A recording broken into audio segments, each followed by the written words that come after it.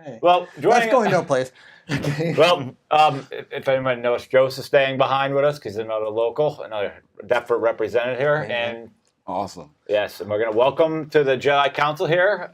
Hello, everyone. Lamar Bumbrey. Yes. He just said his last name, so we don't. Everyone messes it up sometimes, so that's just a disclaimer. Everyone does, so that's just fine. I'll take it either way. Yeah. I guess you got the Bumblebee comments, the wise ass comments. Bumblebee was 5th grade. Tuna, exactly. Gotcha. And I had Adam, where's Eve? Same thing. I saw you 3 years ago. I think I saw him on set. Yes, it is. Lamar is a local actor. Someone I'm really proud to be aligned with. He was also in my movie, The Dark Military. He's also been involved with a ton of other projects, but I'm glad to have you on the show. Thank you so much for coming. Oh, man. Thank you so much for bringing me on. Last minute. It's going to change your life. Hey, man, anything can change your life. Good, no matter whether it's good or it's bad. Small things can change your life. Big things can do hardly nothing. It all depends how the cards fall. That's kind of true, though. Yeah, and how you get up. Yeah. And how you get up and fall. But, so, my friend, what is your origin? What made you want to be an actor, and when did that start? No, can I say, what emotional trauma caused you to get into this? Right. Well, for me personally, I grew up in the Conan era, Back to the Future, things like that, 83, 85. Yeah, like I grew up in that time. Like when movies, they didn't have all the CGI and everything. It was more kind of just about just the substance of the movie. You even just had to have a good. Yes, you had to have a good. Yes. Yeah. You even had to have just a good story. Now they don't have good stories, but everything looks like a video game. It's just beautiful. Yeah. But you kind of don't care. So when I was growing up, it was me I was the only child for a while when I was raised by my aunt. And she would just sit me in front of the TV and I would just, reenact all these movies, these Bruce Lee movies, these Van Damme movies, these Schwarzenegger movies, Stallone movies, like all those type of things that would just come out. Total and Recall. Yeah, I love Total Recall. just awesomeness, and like when you how can I say, I just impersonated these things over and over and over again. And like then when I got older, I actually a friend of mine put me on to extra work. Extra work doing background in movies. Oh, okay. And the first movie I think it was like a football movie or something years ago. And I was in that and I was like, now it's, when you're doing it for a while, it's a small thing. But when you're first getting into it, you're like, wow, I'm actually on set. This is actually achievable. Mm-hmm. And you went from the living room. Yeah. Actually into from the fantasy, this is like the TV. Exactly. Right. And when I was just there, even though I was just part of the group and everything, it's not a big deal. But just the fact that you're there, okay, let's see how much farther I can take this. I'm already here. Where else can I go? Right. So then I just started just talking to people and like, yo, man, how do you do this? How do you do this? Matter of fact, the same way I met Loren was doing background work on another project. And we just started talking. We were actually stunt crew. Yeah, for Fight Valley. We just started talking like, yo, how do you do this?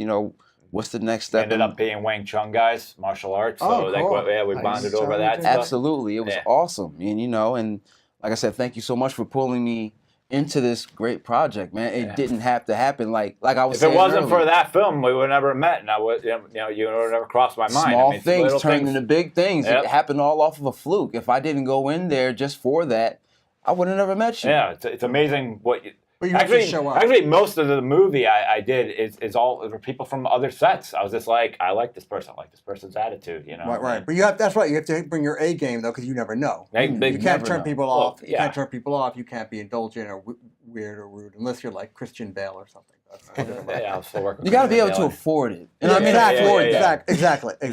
Right. He still draws money no matter what. No, because and I've never seen Christian Bale do anything crazy. I've never been near the guy, and I've always said that I hate when someone's typecasted if you didn't see it. Oh, right. I've always hated that. I've always liked that about That's called gossip, and that's fun. That's and what's any social media? Anything you post is rip it down. That's all it is. Tear everything down. You probably know this better than I, but I was out in L.A. interviewing some people who were acting, and they go, be nice to the crew, because the crew talks to other crew and producers and directors. Yeah. And if you're not, unless you're such a big star, they might say, fuck it, we don't need that person. Sometimes someone in the crew might be the director. Yeah. That's a good point. You never know. You don't know who's coming up. I mean, You know, there's people standing right next to you. They may be a director just helping out this director, just to be a part of the background. You have no idea. Right. So you have to watch how you roll when you're talking to things, because people have very long memories in this business. I've never seen people with longer memories than in this. So you gotta watch. You really gotta watch it. You know, you don't gotta be paranoid, but just be cordial, be regular. If you're going to a job or a family member you haven't seen in a while, you're not going to just go in there balls to the wall. No. You're going to read the room. You're going to be cordial to everyone and just be whoever you are, but just make sure that person is actually likable. Right. Very simple. Read the room is really important. Those are good words. I would say, yeah. I don't ever, when I'm out and I'm around other actors, I can be very secretive. Because everyone just wants to know what you're doing next, so they can jump on. But like I don't want to sit there and tell this person I'm never working with you. Like I have no problem shaking your hand, and then 90 seconds goes by, I'm going to keep moving. Right. But you know, like you'll see them make themselves out to be some god at social media or something, and you're really nothing. You know, things that could be found out too easily. I highly recommend not throwing up any smoke screens, because if someone can just be like, "Oh no, that's not what happened," then it's all just comes crumbling to the down. You can only go so far as a poser, not that far. Like recent events of something that happened with somebody. Yeah, people get outed. Yeah. Oh man, I wish I had some tea for that one. Yeah, we're not going to go there, but I'm just saying, locally, 2 people just got outed. Yeah, well, Yeah. Well, go on, Tony. I interrupt the flow of the conversation, and Joe's just staring at me. He's digging my intensity because. So, don't worry, I'm kind of going off everybody. We're bringing Joe back in the conversation. We're having a chat. Yes, but it's all good. Yeah, so always, like you said, read the room, and you gotta realize too. Sometimes in this business, it's hard to have friends. I would think so. It really is. People, it is. It's hard because everybody's just on to the next project, and you're stuck there trying to push your films to the high heavens. And even in your world, I've talked to you and other people who make it in their little world of independent filmmaking, which is still good. I mean, we're not in Hollywood, but when they move up, they've told me, you've told me too, other people, well, since we're friends, you're going to help me. And you're like, kind of, well, not really, because, I might be friends with you, but what if I still can't hire you just because you're a friend? Yeah. You can show me talent. Are you sellable? Are you sellable? You don't sellable? Yeah, can I trust you working on the crew? Everybody seems to have their own agenda, and it's like they can't share in the vision. Right, you have a big picture, and they don't. Yeah. Sometimes people are on your sets, trying to take your assets out right in front of you. You don't even realize, Can you work that lighting? Can you effectively create those shadows? You know what I'm saying? It's important. And that's just, in the and that's just small, but it's small scale, but same difference. It's a microcosm of what happens, I guess, in the big. Because I thought, I believe it's just like I was saying before. It's just like in real life. Once again, if I work at Walmart and you want a job here, but I know, you really don't work like that. You've just been that guy all my life. But you asked me to help you with a job. You tell me to pump you to the boss. Right. If I do this, am I still going to have my job in about 6 months? If I bring you here, are you going to follow the rules? I can only bring you but so far, but they're the ones who make the decisions. If they decide to cut you, that makes me look bad. Exactly. You got to watch who you go to bat for. Exactly. And will they pay your bills if you lose your job? I've had people call me and be like, I'm about to hire this actor and this crew. I just wanted to get your feedback. And I'm quiet. I'm just quiet. They're like, is there something wrong? I'm like, I just say, notice I'm quiet. You don't want to put it out there out of respect. Because you actually like these people, but I'm not hiring these people. There's a lot of people I like, but I was like, no, I can't work with you like that. But I like you, though. Yeah. I'm not here to hurt, I've said this business is tough. I mean, that's why I've called him and he talks in Chinese to me. I know it's takeout Chinese. You wrong number. He goes. People that I like. Can't get your panties in a bunch. A lot of people that I like, but they're not ready to work yet. Right. I instead of just trying to put them down as best as I can, I would rather either forward them to other projects that are a lower caliber for their skill set, so they can build up. Put them around other people who are actors in their particular pool to help them build up. It's just certain ways, people that you just don't like. You're like, listen, I'm not working with you. It doesn't matter. But with some people are like, you know what, you're not ready. Can you be honest and give them career advice, or they're ready to listen? It depends who they are. Right. Yeah. It depends if they're mature enough to take it for what it is. Because I had to take it for what it is, you know. So it's like, listen, this is the reason you can't be on this project. You can be on other projects if you do this, and this and this. Improve yourself. Work your way up and improve the same yourself. way I did. Right. I'll even help you. I'll even give you a couple phone numbers, a couple Facebooks. I had to basically feel my way through this. Yes. I'm not even going to do that for you. Here, contact this person. Contact this person. And if they are not mature enough or haven't been in this business long enough, they won't even realize that you're showing them love. They'll just get upset and walk off. And I thought you're my friend. Yeah, the second something goes wrong too. As soon as it goes wrong. Second someone didn't get something that they wanted. Yeah. The first time I say no, it's like I never said yes. Yes. Yep. So what are you guys working on? I mean, who are you? No, I know you. I did check you out. Well, I mean, I'm joking. Obviously, the Dark Military, the Blu-rays are doing very well. I can't play because I'm an idiot, because I thought Blu-rays played on regular DVD. A lot of people went through that one. Trust me, I got a couple friends that did that one. Okay. But honestly, the Dark Military is still available at AverageSuperstarFilms.com. Scream Team releasing, Diabok and Grindhouse releasing. And the digital format is set. I don't want to drop the date until I actually see it. Like, I want to see it. Mm-hmm. And then I'll let everybody know, but it's coming very shortly. And other than that, I more or less really would love to do more acting roles.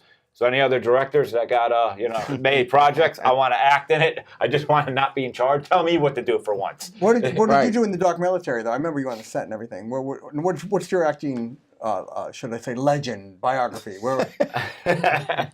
No, I actually played one of the characters on there. Right. I'm actually best friend to Cabrina Carlasides, who plays Lainey. Yes. And we get pulled into this thing. I actually pull her into it. And I'm saying, listen, there's something going on with some internet show that's happening tonight. We're supposed to be running around the woods getting chased. Think of this a whole Chuck E. Cheese type thing. Like, why not? Let's do it. I'm not doing anything. You doing anything? So I pull her in there, and then next thing you know, mine and her character, we're just thrust into this whole whirlwind of, oh, wait a minute, this is not an internet thing. They're really trying to kill us. Like, it's a nice twist. Yeah, Twilight Zone-ish. Exactly. And it's a whole different thing. You brought your best friend in. You're such a bad friend. And through that entire movie, my character, I'm trying to console her, but in the background of my character's head is like, I feel like such an asshole. Like, why did I do this? Well, that's what I did like. If I can say it's a movie critic, I did see the film. I have seen it. So you had to combine, like, elevated everyman, thrust in an unusual situation, show strength, tenacity, also try to help this person out, empathize. So you had to show different. And his best friend Dean is with them. And, they're just trying to put. They got another guy, Griffin, that comes in. Complicated role. They're trying to hold.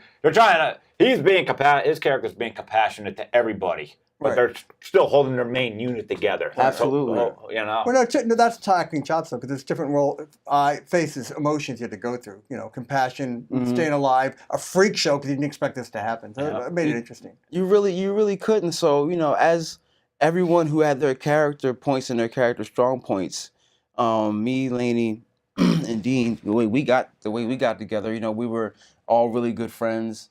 There were other people there that were from across town that we didn't really like too much. At the end, by the middle to the end of the movie, none of that kind of matters anymore. It's kind of like one of those situations, if all hell breaks loose, does it really matter that you stole my pen? At this point, now it's more about, we have to survive through the night. We have to figure out how to get out of here. None of us are superheroes. We don't have bionic abilities. It's cold, the trees. It's cold. Yeah. We're just you out have no here. Weapons. There's no weapons. Like, it's not the Hunger Games. We're just there. Right. So we're regular people thrusted into this crazy situation. It's just, how do we do this? How does anyone not even know where we are? So we have to rely on our own wits. And by the time we get to certain parts of our situation, we band together with those who want to band with us, and we just take it back to them. Subterranean family by necessity. Yes, by necessity. We have to be together. It doesn't matter if I like you or not. But that'll help your acting. Did you kind of internalize all those thoughts and feelings to try to make it real? I mean, like one thing about it, I always thought about situations like this, you know. Yes. So I'm a very what if I put type so much person. into the script. I was just like, you know, I'm writing it as the dark military characters, but I'm like, when I'm switching to your team, Dean, I'm them. You know, I don't want to. You know, you don't want to not do anybody else the prey wrong. Yeah. You know, because you don't want them to be throwaway characters. Yeah, and you want to be, you know, the police station. Like all them. Like, Absolutely. How they respond. One thing I loved about the Dark Military Project is that everyone in there mattered. Yes. Even from the beginning when they introduced everybody, it's not like a slasher film 100%. Because slasher films, you really don't care about the people. You don't get names. You don't get names of people. You just want them to get killed. Yeah. Right. You just want to see the many variety of ways they get killed. Eat popcorn and have a good time. That's a good time. But no, what he did with this particular project is that he gave life to the prey. He gave you that aspect where you actually wanted them to get out. It wasn't, no, I can't wait till he dies. We have one of those two in there. Yes. Right. But overall, even the ones you're like, I want him to die, but I just, you know, it's not, I just want him to get taken out like that. I want to really see his personality when this happens to him. Right. You know, you want to know what's going to happen next. You want to know if they survive, you know, and by the time you get to the end of the movie, it's so, you know, the stress and everything has just come to a head. And you get to see how everything just explodes and just ends up and turns out. That's the one thing I loved about this movie. And with all the moving gears, you know, making shot in red and everything, like his film, Hush, we keep going back to, the film score was very important to the movie. Yeah. Oh, yeah. Very. It drives emotions. I had three different, you know, three different from around the world. So, like, it was just important. Like, you want, and that was another reason I loved his film so much. The score, like Steve Carell and I, we are like score people. Like we're like, as soon as we like something, we're looking up. We're like listening to everything like all day. Like, yeah, I can roll with this. Wasn't one. like it has to resonate with you. That, you know, once you hear that score, you're like, oh yes, I feel that. We need this. Yeah. Wasn't Halloween with the piano? Oh my gosh, that's perfect. What's his name? John Carpenter. John Carpenter did himself. That's what he knew the movie could be a hit. It was really, it was kind of independent film, low budget, and everything. With that finishing job. Took a William Shatner mask and just made it all white. Yeah, exactly. William Shatner's mask, you know. That's what from Star Trek, and he just spray painted. I saw the making of that film and Jamie Lee Curtis. They had to do everything in that film too. Sometimes it's great just to see minimalism at its greatest. Well, Twilight Zone I'll say Locke, for example, with Tom Hardy. Perfect example of minimalistic filmmaking at its best. Right. But it's still not easy. Like, it's not completely minimalistic because, you know, they've got they've got the camera mounted on the cars. I mean, this is like, you know, I'm sure it was on a tractor trailer being driven. I mean, it's still very high budget. And then also Tom Hardy, but it's less is more. You know, you're going on the conversation. Storyline is just dialogue. And I mean, it was a great job by Tom Hardy in it too. I didn't see this yet. Is it like almost like, not the same concept, but is it like Hard Candy where it was just very little locations? No, it is one location inside the car, and he's just talking on the phone. It was like Hard Candy's like that. Yeah, Hard Candy was But great, that's a lot of dialogue. It's basically one spot the whole time. Definitely. So, that's awesome. That's hard to pull off. To keep people's attention span with nothing changing. Exactly. Yeah, so I definitely want to see that. That's why it's like independent filmmakers. It's, you know, I feel that it's important to go down to less is more. You know, let's try and let's scale it back. Let's try and go the Richard Linklater route where it's a whole movie in a hotel room with just 3 actors, Ethan Hawke, Uma Thurman, and Robert Sean Leonard in the film Tape. If you ever saw that. And it's just them in a hotel room. Yeah, I've seen and it it's over there. phenomenal. You know? And like just let's try and get our dialogue centralized and important, you know? But the problem is the commercial aspect. You said now it is. And even at my old age, I'm kind of it's explosions, video games, sells to millennials.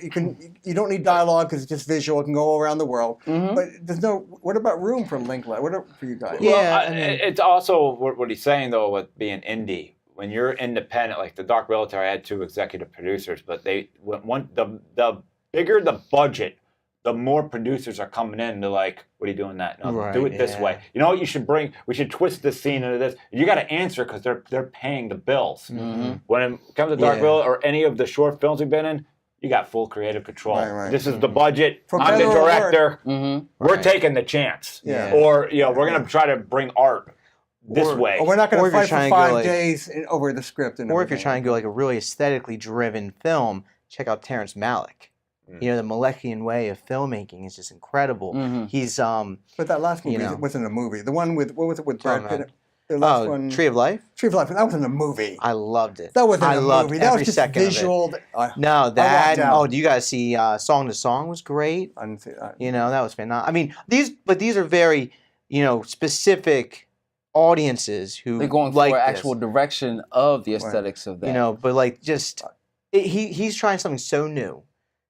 It's basically a silent film, Metropolis style, bringing it back. You know, like he just is so ingenious because he's already brought Badlands. Oh, really? He directed Badlands. Right, I mean, and then he did Days of Heaven. I mean, right there shows, and then New World right there shows that he can do mainstream and war movies. Thin Red Line. Like I can do all of this. I'm putting that out there, but guess what? I'm gonna do this now. But I mean, he's just all about. I mean, he's just trying to say something different. And I love it. I appreciate it. It's important to have who you grow up loving, but be yourself. But it's a game. You have to make money though too. Yeah, my directors were one here and one here from totally different worlds. But I had David Lynch. Oh my God! And only David Lynch can make a movie like that and keep it interesting because I've seen so many people try to do it, and you're like, dude, it's true. I do watch it. It's not going to work. And then over here, I like John Hughes because I like the human emotion of being a teen, and he got it. So these are two different worlds. You take everything I've done none of these two. It's just they're still my favorite. But I got to be Loren Lepre. Right at the end of the day. Yeah, you're right. John Hughes. I know people. He spoke to them in such a way that I think The Breakfast Club. Some people have seen the top 5 movies ever. I know some people saw it 30 times. Uncle Buck is awesome. Yeah. But I guess some of my friends, everyone knows what that world is. Yeah, it doesn't matter that it's 30 years old. Some people watch it 30 times. Yeah. It resonated so much with them. But the nice thing is that he's sprinkling things that you find that are new. Just like David Lynch, Mulholland Drive. Yes. You know? Oh, I like Mulholland Drive. Mulholland Drive's awesome. You know, Eraserhead, for example, his first film. Yeah. It's pretty incredible. You know what? It's pretty incredible when Stanley Kubrick, that's the first thing he'll show anybody who comes into his house that hasn't seen it. Is Eraserhead. Well, he's dead now, but he was. Yeah. But I have a question about that. I want to get you off because we should know more about you and it. But like Lynch, like Eraserhead, is that supposed to be? And I don't really. That's supposed to be some kind of weird dream you're watching. It was a being afraid of fatherhood from the interviews that I've watched, and what I appreciate about him is that it took him 7 years to create that film. And what is it called again? Eraserhead. Eraserhead. Yeah. But it's like weird, very avant-garde. Very avant-garde. I'll tell you right now, like I got it. Someone had to tell me at the end of Mulholland Drive. I'm like, oh yeah.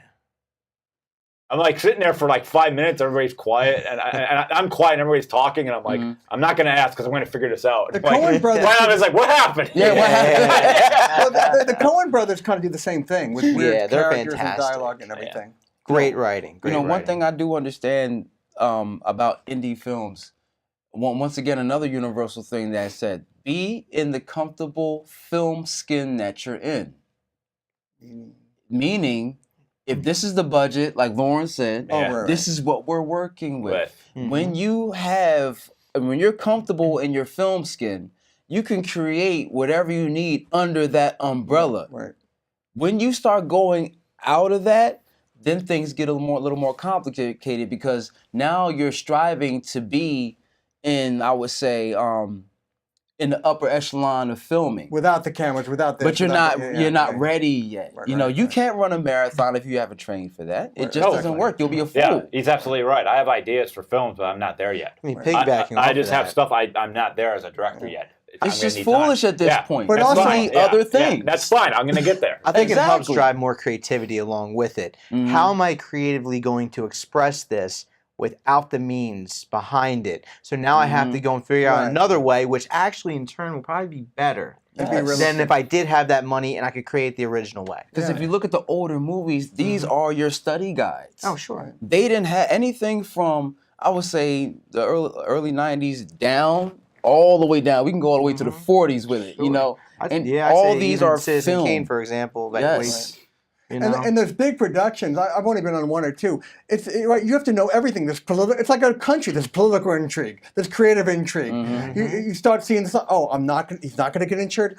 That suit's looking at me funny. The budget might be. It's just crazy. It's a lot going on. There's a lot, especially independent is ridiculous as far as my film with the Dark Military.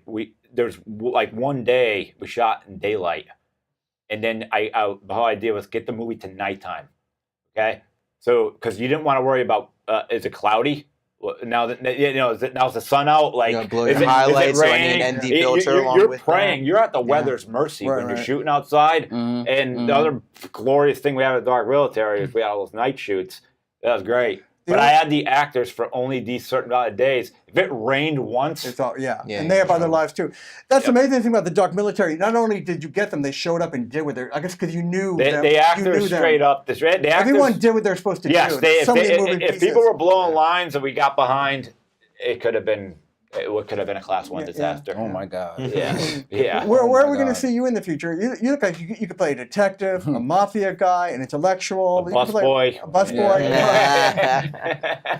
Well, me, I'm always working on things in the future. I have a couple things that I got in a little back pocket right now.